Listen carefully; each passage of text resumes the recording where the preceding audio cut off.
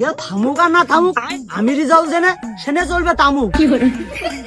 কিরে তোরা আমোদে হাঁটতিস কে? ও গা গতরে খুব ব্যথা গো, মর্নিং ওয়াক করে কুমানো লাইন করছিলাম। আর ইদাউল ভাই, তুমি তোমার গাছ গাছরার বিশেষজ্ঞ, গাছ গাছরা খাও আর গাছ গাছরা মাখো। তো ওই একভাবে তার কোন গাছ জানে এরম কোন কবিরাজ কি তোমার জানাশোনা আছে? আরে পাগল, সেটা তো আমার হাতে। গ্যাস, বেতা আর শীতের যে গরম, এটা খালি সব কেটে যাবে। এই একদিন তো রেজাল্টার কাছে মানুষ জামানো জিতকে মেরেছিল না, পিছন পাশটা দেখ পিঠকে দেখা যাচ্ছে লাল হেরে একদম, কারণ দেখা পাচ্ছি না একটা লাইন কতদিন দেখে একদিন হয় নাই। এক্ষুনি তোকে খারাপ দিচ্ছি। আর কোয়েনা রেজাউল ভাই, জয়েন্টের একদম মূল পয়েন্টের সকেটই মার খেয়ে গেছে। একটুকুন খালি খারাপ লাইনটা করে দাও, বাড়ির ধসটা ধরবো, বিছানায় যাবো, এবং বুড়িয়ে শোবো, আর 2-1 মাসের মধ্যে সদর হবো না। একটু লাইনটুক করে দাও কষ্ট কষ্ট করে। বেতা নিমিশে উধাও বয় হেনে।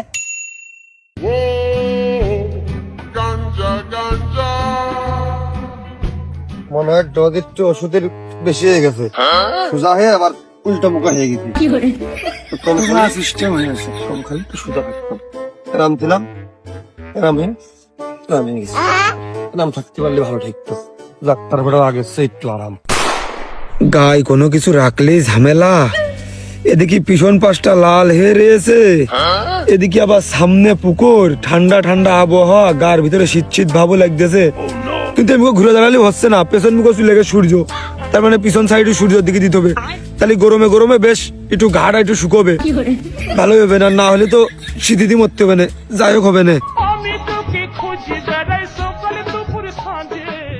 হে মানিক ভাই, বুঝছি আমরা কি পাগল টাগল হয়ে গেছে নাকি? এই শীতি মানুষ বেচতেন না, আর ও খালি গায়ে দাঁড়িয়ে রয়েছে, কি পাগল টাগল হয়ে গেল নাকি? চল এই শীতি ওর ওই জায়গাতে নিয়ে যে বাসাই।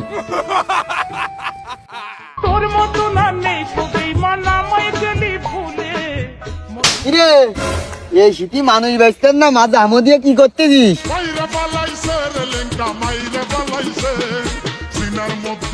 কিরে শীতের কাপড় গায়ে দিস নি কে? ওর বাপু, শীত বলে কোনো জিনিস আস নাই আমার শরীরে।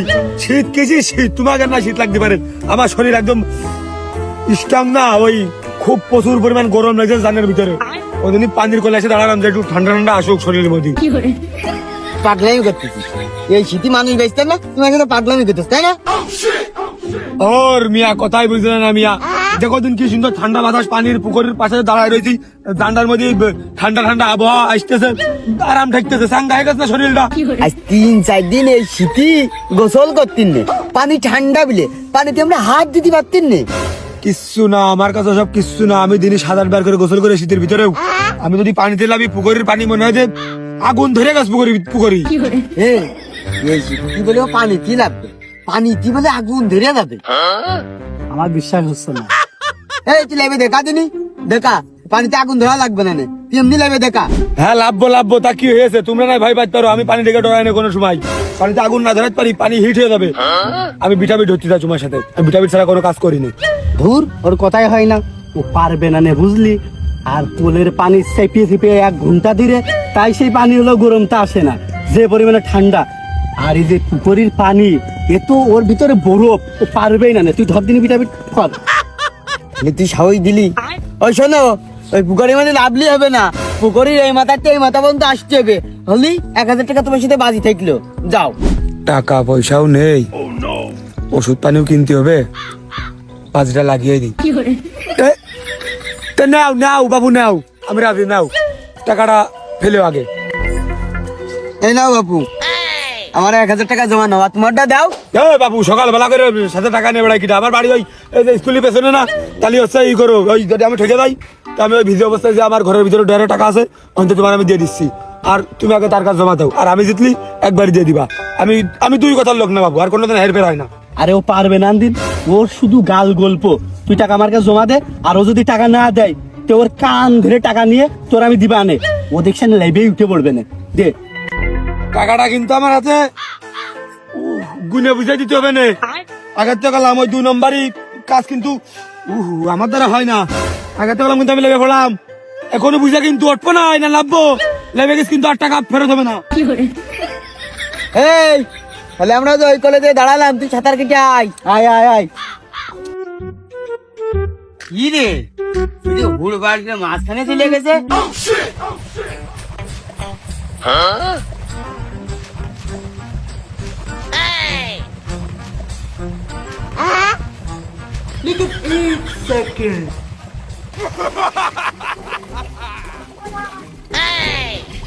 দাও টাকা দাও, টাকা দাও, টাকা দাও। আরে এই দুনিয়ার তাল বাহানা বুঝলাম না এক রতি। এ কি হলো? ও পড়ে গেলে হবে না নে। টাকা দাও, টাকা দাও ভাই, ও মাথা ঘুরার কাজ না। আগে থেকে কইলাম ধরে না পারবো না নে। টাকা দাও, টাকা দাও। ও ভাই টাকা দাও, তুমি আমার টাকা দাও। আরে এ কি করে সম্ভব? কাজ তো করলে তুই। কইলাম আগে থেকে কইলাম পারবা না খামাখা পাঁচ মাঝি ধরতে যাই না। ঠিকই ঠিকই তো 1,000 টাকা দিতে দিলাম। যাও এবার বাড়িতে মুড়ি খাও।